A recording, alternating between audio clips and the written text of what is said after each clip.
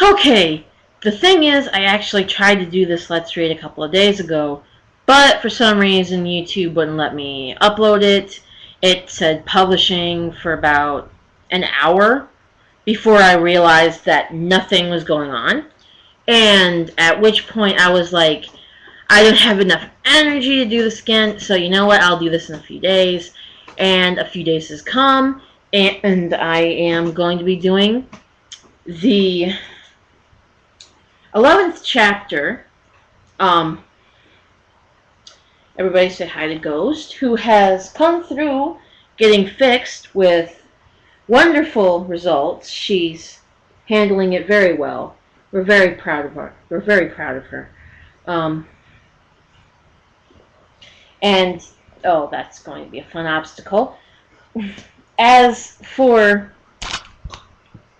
warnings of what this chapter contains, I really don't think I have to give much of a warning. It's pretty tame.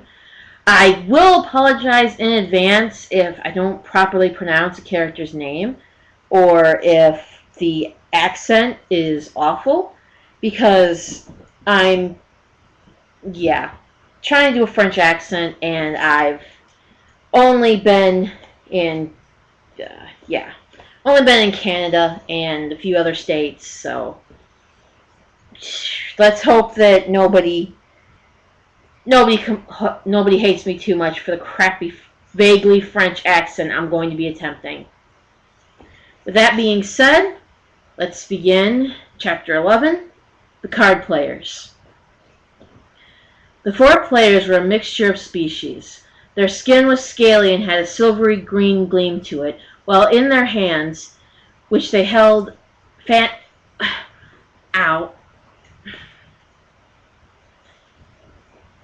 Let's start again. The 4 card players were a mixture of species.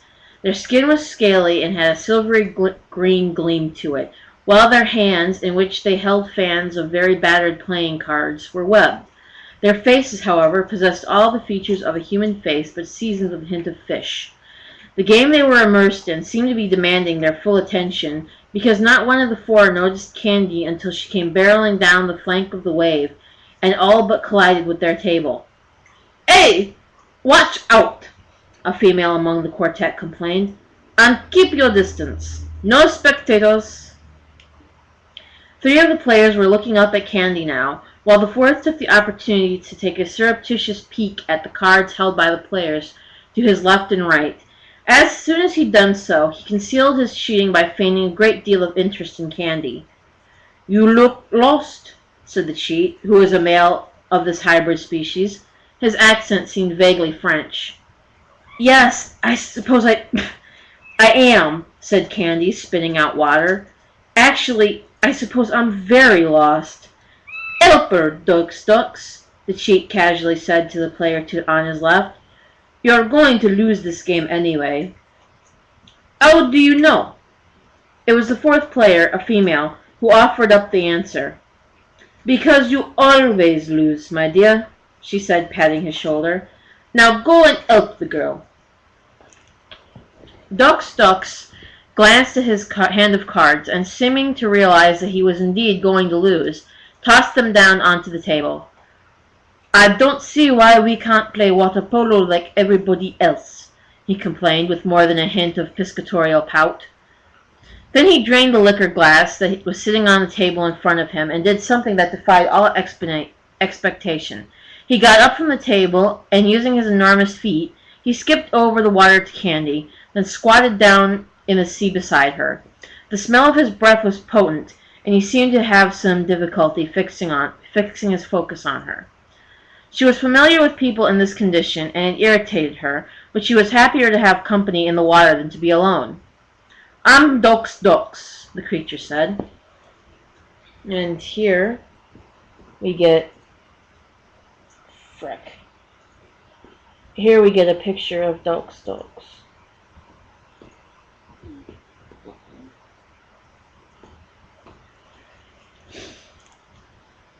"Yes, I heard," Candy said.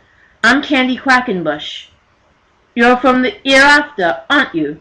he said as they bobbed up and down together. Yes, I am.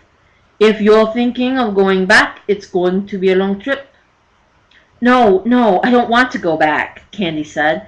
I'm headed for the Abarat. You are? At the mention of the Abarat, there was a show of interest from the rest of the table. Two of the three other players threw in their hands, leaving the Sheep protesting that this was unfair because he had the winning hand. That's because you cheated, Pucks, one of the females said, and getting up in the same casual fashion as Duck skipped over to Candy. Unlike her partner, she was not drunk. Indeed, she studied their human visitor with intense curiosity, which put Candy in the mind of look Mischief had first given her. Are you by any chance responsible for this occurrence? Which occurrence would that be? Candy said. You are, aren't you? The female said. I'm Tropella, by the way. I'm very pleased. Yes, yes, Tropella said impatiently. You caused the labella, didn't you? Candy saw no reason not to tell the truth. Yes, she admitted. I called the sea. I didn't realize what I was doing when, again, rather rudely, she was cut off. Yes, yes. But why? It is forbidden. Oh, let the girl alone, Dog said. No, but this is not to be taken lightly. The waters were never meant to go back to the hereafter. We all know that. So why... Look, said Candy, interrupting her questioner with the same curtness she'd received from Tropella. Can we have this conversation later? I have a friend somewhere in the sea, and I've lost him. Oh, Lordy Lou, said Duck. What's his name? Well, there's 8 of them. He has his brothers and they live on his head, Duck said, leaning closer to Candy, his eyes wide. Yes, you know him? That can only be John Mischief, Tropella said. Yes, that's him. At the mention of John Mischief's present hereabouts, the remaining card player abandoned their table and skipped over to Candy. She had all their attention now. You know John Mischief? Tropella said. A little. He's a master criminal, Pucks chimed in. Wanted on several hours for grand larceny, and the Lord alone knows what else. Really? He didn't seem like a criminal to me. In fact, he was very polite.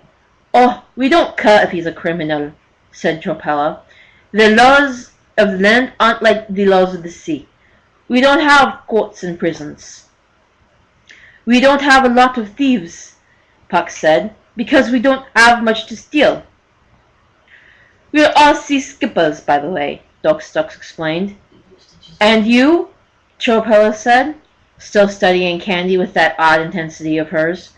You were not wanted there, perhaps? I'm sorry? I'm sorry?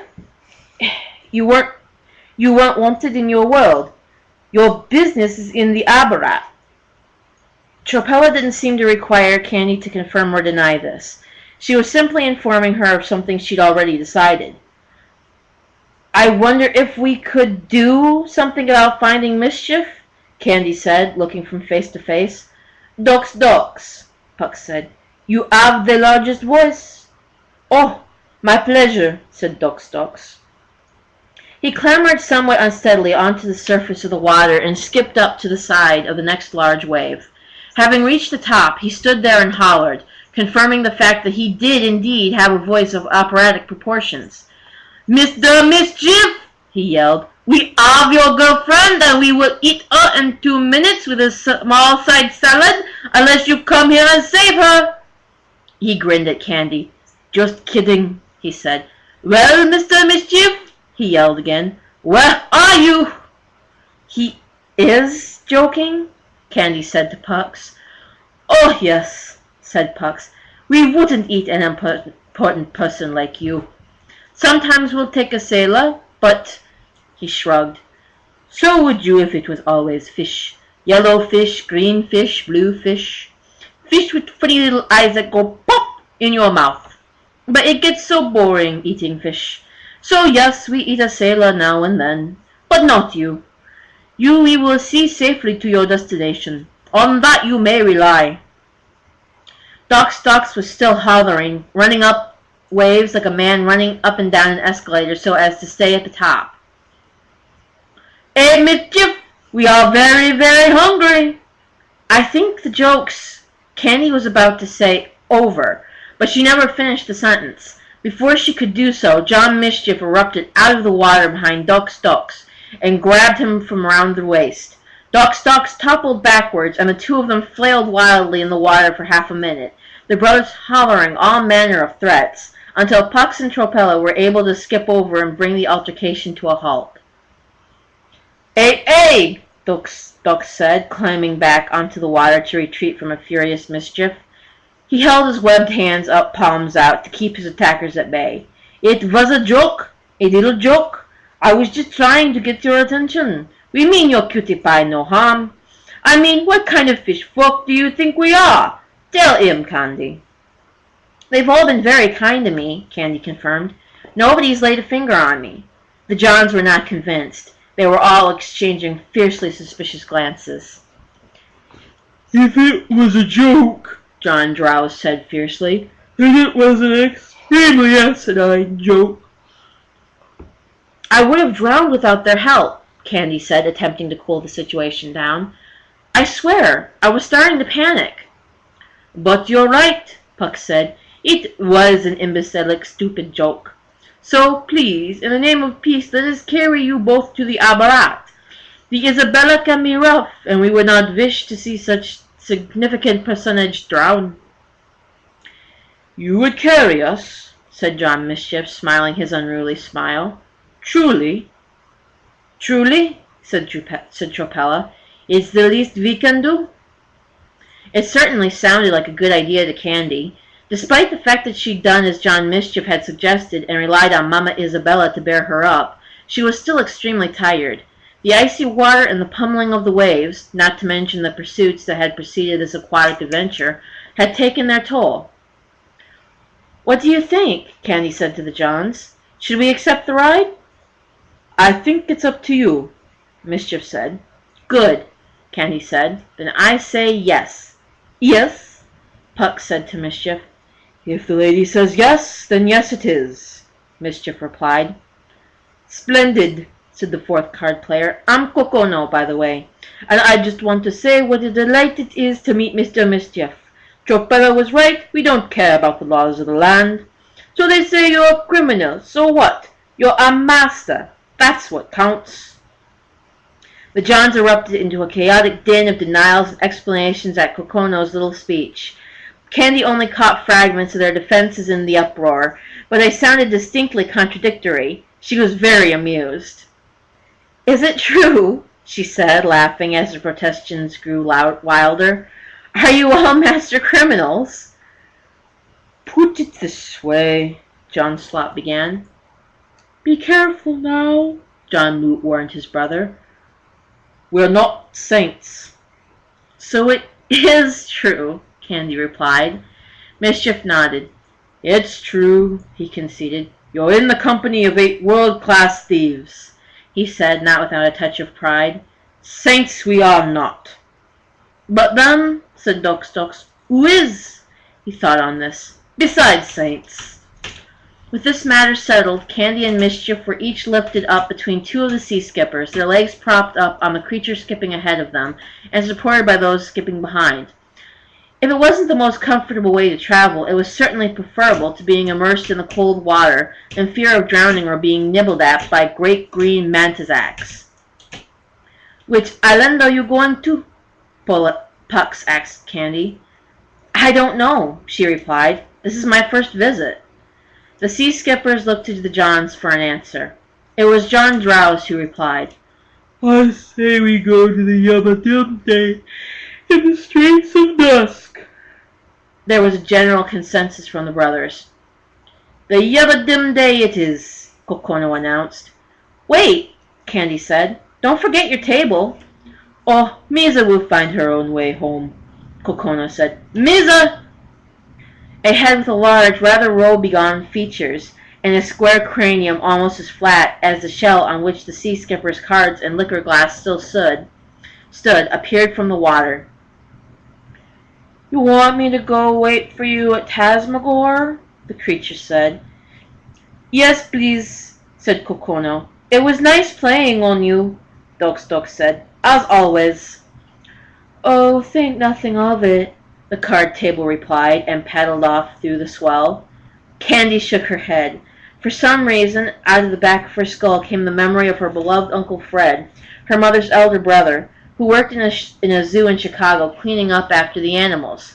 Once, he'd been taking her around the place, pointing out his favorite animals, who were all oddities: the two-toed sloths, the anteaters, the mules. "If you ever doubted God had a sense of humor, all you'd have to do is look at some of these guys," he remarked. Candy smiled to herself, picturing Uncle Fred's round, bald face as he looked fondly down at her.